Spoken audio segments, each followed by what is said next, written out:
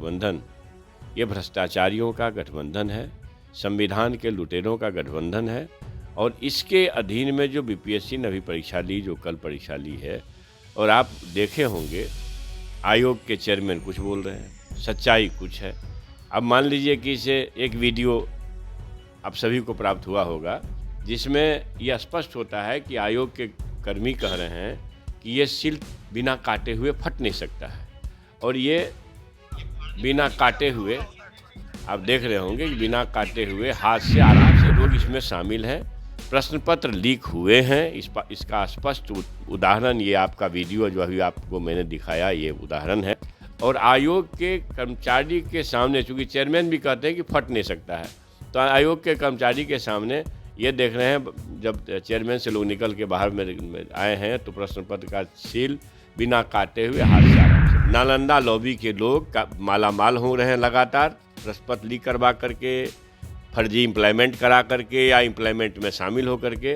तो ये नालंदा लॉबी के लोग जो हैं, सारे लोगों का शक्ल सामने आएगा और आप देखेंगे कि एक दो जिला से के लोग कम से कम इस 1000 फाइनल रिजल्ट नहीं दीजिए, 1000 ये 2000 वैकेंसी में लगभग 1200-1300 लोग यही लॉबी के लोग हैं। नमस्कार, आप देख रहे हैं न्यूज़ फॉर नेशन। मैं आपके साथ विजय सिंह।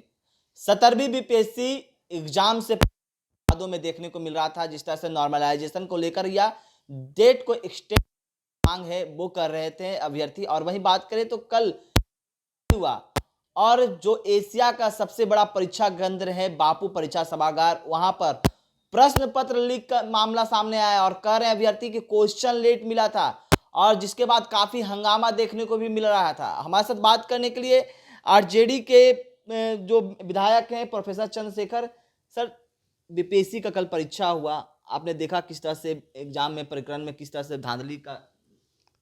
देखिए, लगातार आप सभी लोग देख रहे हैं, महागठबंधन से सरकार जब से अलग हुई है, हम लोगों ने भी तेजस्वी यादव जी के नेतृत्व में, जो बेरोजगारों के सबसे बड़े चिंतक हैं, शुभचिंतक हैं, हमदर्द हैं, नौकरी एम्प्लॉयमेंट क्या चीज़ होती है, उनके माध्यम से ही बिहार के माध्यम से देश में गया है। और आज हर युवा यह मानता है, बेरोजगार ये मानता है कि नौकरी का मतलब तेजस्वी यादव होता है। अगर तेजस्वी यादव नहीं होते तो एम्प्लॉयमेंट का आइकॉन या एम्प्लॉयमेंट पर इधर से बहस नहीं हो पाती। आज माननीय मुख्यमंत्री जी जो पहले कहते थे कि कहाँ से लाएगा नौकरी, 10 लाख नौकरी बाप के घर से लाएगा, जहाँ से बाप है वहाँ से लाएगा, जिस कारण से उस कारण से लाएगा, असंभव कहते थे, वो भी आज नौकरी कहने लगे हैं। तो ये हमारी बड़ी जीत है, हमारे लीडर की बड़ी जीत है। दो बात मैं कहना चाहता हूँ कि महागठबंधन की सरकारों में, मैंने जो 17 महीने की सरकार चली, उसमें शिक्षा विभाग ने सिर्फ 3 लाख वैकेंसी किया, और 3 लाख वैकेंसी में से लगभग 2,17,000 लोगों का चयन हुआ, जो कट ऑफ के अंदर आए। कट ऑफ से मैंने एक कट ऑफ जो मार्क था उसके से ज़्यादा नंबर जो लाए तो हुआ, सीटें खाली रह गई। फिर वैकेंसी हुआ तो आपका पेपर लीक हुआ झारखंड से, कहाँ से। तो जो एनडीए सरकार जब से फिर से सत्ता पर काबिज हुई है, जनवरी लास्ट में, फरवरी में, और तब से जो भी परीक्षाएं हो रही है, हर चीज़ में पेपर लीक हो रहा है। हर विषयों के पेपर लीक हो रहे हैं, हर विभाग के पेपर लीक हो रहे हैं। और उत्तर प्रदेश भी इसका बड़ा उदाहरण है। उत्तर प्रदेश से तो बिना लीक का कोई काम हो भी नहीं रहा। तो मोटे तौर पर ये माना जाएगा कि ये एनडीए गठबंधन ये भ्रष्टाचारियों का गठबंधन है, संविधान के लुटेरों का गठबंधन है। और इसके अधीन में जो बीपीएससी ने अभी परीक्षा ली, जो कल परीक्षा ली है, और आप देखे होंगे आयोग के चेयरमैन कुछ बोल रहे हैं, सच्चाई कुछ है। अब मान लीजिए कि इसे एक वीडियो आप सभी को प्राप्त हुआ होगा जिसमें यह स्पष्ट होता है कि आयोग के कर्मी कह रहे हैं कि ये सील बिना काटे हुए फट नहीं सकता है। और ये बिना काटे हुए आप देख रहे होंगे कि बिना काटे हुए हाथ से आराम से फट गया है। जो सच्चाई है कि ये जो नालंदा लॉबी है, जो सरकार के मुखिया के इर्द गिर्द घूमते हैं, बिना लीक का कोई एक एग्ज़ाम कंडक्ट नहीं होने दे रहा है। मैं नालंदा, देखिए तो हर चीज़ का लिंक हो रहा है नालंदा लॉबी से। और आप देखिएगा इसकी जांच अगर निष्पक्ष हो जाए, निष्पक्षता की आशा तो नहीं करते हैं, निष्पक्ष जांच हो जाएगी तो नालंदा लॉबी भी इन्वॉल्व होंगे और उसमें माननीय मुख्यमंत्री जी के आसपास के सारे कारिंदे नजर आएंगे। एक नहीं कई उदाहरण हुआ है, तो ये सरकार के लोग इसमें शामिल हैं। प्रश्न पत्र लीक हुए हैं, इसका स्पष्ट उदाहरण ये आपका वीडियो जो अभी आपको मैंने दिखाया ये उदाहरण है। और आयोग के कर्मचारी के सामने, चूँकि चेयरमैन भी कहते हैं कि फट नहीं सकता है, तो आयोग के कर्मचारी के सामने ये देख रहे हैं, जब चेयरमैन से लोग निकल के बाहर में आए हैं तो प्रश्न पत्र का सील बिना काटे हुए हाथ से आराम से फट गया। बच्चों में रिएक्शन किस बात की हुई देखिए, तब में जाइए, चूँकि हमारे मालूमात के भी कम से कम मतलब सैकड़ों छात्र बीपीएससी में एग्ज़ाम दे रहे हैं, तो हमारे घर के भी बच्चे दे रहे हैं।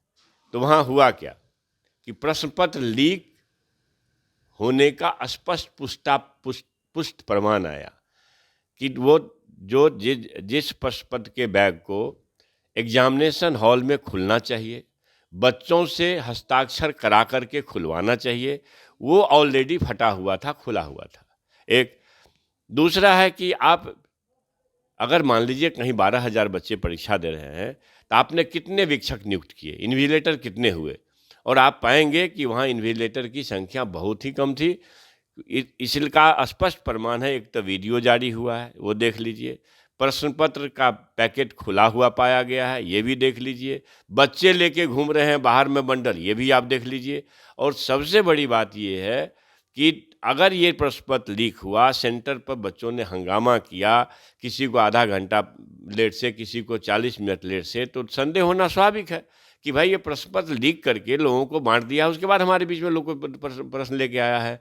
तो ये स्पष्ट संदेह हुआ। और पटना के राजधानी, पटना राजधानी है बिहार की, और राजधानी में जो सबसे बड़ा सभागार है वहाँ आपका प्रबंध कितना था। अगर बच्चों पर आरोप लगाते हैं कि कुछ मवाली टाइप के लोग अपना फेस सेव कर रहे हैं, ये जो भ्रष्ट पेपर लीक के मास्टर माइंड लोग हैं बच्चों पर सारा आरोप लगा रहे हैं कि ना कुछ मवाली टाइप के लोग ऐसा कर दिए वैसा कर दिए। तो भाई शासन कहाँ सो रही थी, प्रशासन कहाँ सो रही थी। तो स्पष्ट रूप से ये मान लीजिए कि जांच तो ये लोग निष्पक्ष कराएंगे नहीं, लिपापोती करेंगे। निष्पक्ष जांच हो जाए तो सरकार के लोग इसमें फंसते नजर आएंगे और सब पर कार्रवाई होगी। मैं सरकार से, जो ये कथित सुशासन बाबू हैं, अगर थोड़ा सा भी शर्म सरकार में बचा है तो इनको पूरे परीक्षा को रद्द करना चाहिए और रद्द करके नई परीक्षा लेनी चाहिए, बच्चों को अवसर देना चाहिए। और जहां 10-12 हज़ार बच्चे एक सेंटर से परीक्षा न दे पाए हों, अगर आधे भी न दे पाए हों, थोड़ा देर के लिए मान लीजिए अगर आधे, वो सरकार रही है कि 62% दे चुके, तो 62 12,000 का 62% क्या होता है। अगर 5,000 बच्चे परीक्षा नहीं दे पाए ये शासनिक चूक के कारण और प्रश्न पत्र लीक के कारण, तो इसके जवाबदेह कौन है।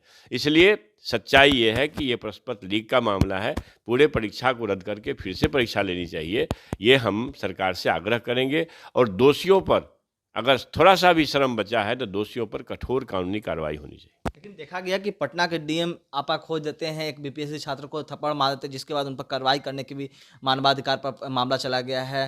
तो ये कैसे देख रहे हैं। और जिस तरह से बीपीएससी के द्वारा, आयोग के द्वारा कहा गया कि कई बच्चे उदंडता से किए हैं, उन पर कार्रवाई भी होगी, लेकिन रद्द करने की बात नहीं कही गई है। नहीं, ये तो स्पष्ट बात है ना कि पेपर लीक हुआ है, स्पष्ट उदाहरण है। और पेपर लीक के बावजूद भी आयोग ये कहता है कि इसका मतलब है कि आयोग अपने कार्यस्थानी को छुपाना चाह रहा है। सरकार और आयोग में तालमेल है। अगर सरकार चाहती है कि निष्पक्षता आए और अच्छे बच्चे चुन करके आएँ, प्रशासनिक अधिकारियों के पद हैं ये, अच्छे बच्चे चुन करके आएँ, तो निश्चित रूप से इस पेपर लीक इसको पेपर लीक समझ करके, अच्छा एक सेंटर पर ही मान लीजिए हजारों बच्चे परीक्षा देने से वंचित रह गए, हजारों बच्चे रहे, 62% भी अगर आयोग कहती है कि 62% ने परीक्षा दे दिया, तो 38% ने नहीं दिया, तो हजारों बच्चे हुए कि नहीं हुए। तो हजारों बच्चे क्या सब उसमें शामिल थे कि परीक्षा जिसको जिन बच्चों को संदेह हुआ कि ये प्रश्न पत्र लीक हुआ है, स्पष्ट प्रमाण मिल गया है, बंडल खुला हुआ था, उन बच्चों ने रिएक्ट किया और बच्चों का कॉपी फाड़ा, किसी का अटेंडेंस शीट भी फाड़ दिया गया है। भाई गुस्सा होना स्वाभाविक है, हजारों बच्चे वहाँ सेंटर पर हैं। और ये जो कलेक्टर साहब हैं, ये तो कलेक्टर साहब हैं साहब, यहाँ चपरासी साहब भी लोगों की बात नहीं सुनते हैं। जहाँ माननीय मुख्यमंत्री जी डीपीओ का, सीओ का किरानी का, चपरासी का पाँव पकड़ते हुए नजर आ रहे हैं, तो वहाँ तो सनकना स्वाभाविक है। ये पूरा सुशासन सनक गया है भाई साहब। ये भ्रष्टाचार और अपराध पर जीरो टॉलरेंस वाली सुशासन, ये माना जाएगा कि आप भ्रष्टाचारियों से घिरे हुए हैं, क्योंकि भ्रष्टाचार में स्वयं शामिल हैं। अगर नहीं होते तो इस पर कार्रवाई होती, और ये तो माना जाएगा कि यहाँ लोकशाही, बिहार में लोकशाही नौकरशाही के पैरों की जूती बन चुका है। लोकशाही है ही नहीं। कहा जाए तो 67वीं में भी बीपीएससी का लीक का मामला सामने आया था, और 70वीं में भी इस बार कहा सबसे ज़्यादा वैकेंसी अगर बात करें 70वीं में निकाला गया 237 सीट। और इसके पहले भी, एग्जाम से पहले भी छात्र प्रदर्शन कर रहे थे नॉर्मलाइजेशन को लेकर, जिन्होंने आयोग ने लिखित दे दिया। री परीक्षा लेने की बात कर रहे थे, लेकिन आयोग ने नहीं माना, मतलब कि फिर से डेट एक्सटेंड करने के और उसके बाद परीक्षा लेने की, लेकिन आयोग ने नहीं माना। और कल इस तरह की गड़बड़ी। देखिए ये सारा खेल हो चुका है। आप देखिए, रिजल्ट आने दीजिए। अगर यह दुर्भाग्यपूर्ण रिजल्ट आया सरकार के हट के कारण, तो आप देखेंगे कि इस रिजल्ट में नालंदा लॉबी के लोग मालामाल हो रहे हैं लगातार, प्रश्नपत्र लीक करवा करके, फर्जी एम्प्लॉयमेंट करा करके या एम्प्लॉयमेंट में शामिल हो करके। तो ये नालंदा लॉबी के लोग जो हैं, सारे लोगों का शकल सामने आएगा, और आप देखेंगे कि 1-2 जिला से के लोग कम से कम इस 1,000 फाइनल रिजल्ट आने दीजिए, 1,000 ये 2,000 वैकेंसी में लगभग 1200-1300 लोग यही लॉबी के लोग आएंगे। तो मैं ये सीधे आरोप लगाता हूं कि सरकार अगर सच में निष्पक्ष चाहती है कि निष्पक्ष है, अपने गिरेबान को अगर सही समझती है, तो निश्चित रूप से परीक्षा को पुनः लेनी चाहिए। और छात्र हित में, अगर नॉर्मलाइजेशन की चर्चा आपने की, नॉर्मलाइजेशन की चर्चा कौन किया भाई? आप तो बाद में विड्रॉ कर लिए जब आंदोलन उग्र हुआ। तो नॉर्मलाइजेशन भी एक तरीका था कि कैसे किसी तरह से हम अपने लोगों को ज़्यादा से ज़्यादा इसमें शामिल करा पाएँ। और सरकार के लोग को, चूँकि भ्रष्टाचार माध्यम है, बड़ी धनराशियाँ मिलती हैं, सैकड़ों हजारों करोड़ की तहसील होती है, तो यो इस लोभ से अलग होने वाले नहीं हैं।